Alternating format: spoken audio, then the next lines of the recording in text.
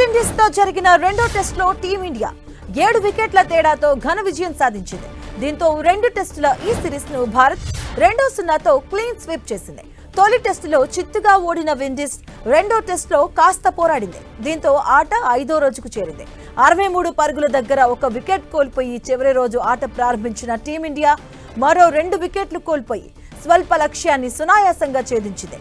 KL Rahul 58 పరుగులతో అర్ధ శతకం చేయగా సాయి సుదర్శన్ 39 పరుగులు, గిల్ 13 పరుగులు చేశారు.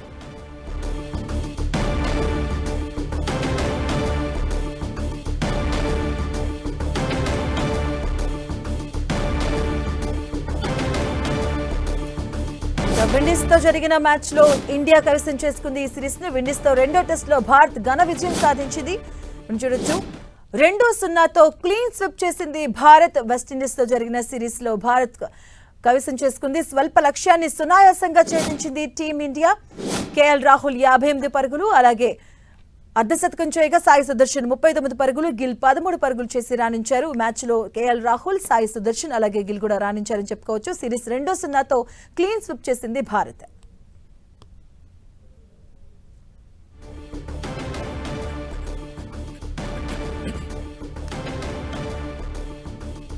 ఇక ఢిల్లీ టెస్ట్ లో వెస్టిండీస్ పై భారత్ గ్రాండ్ విక్టరీ సాధించింది. స్వల్ప లక్ష్యాన్ని సునాయాసంగా ఛేదించింది టీమిండియా.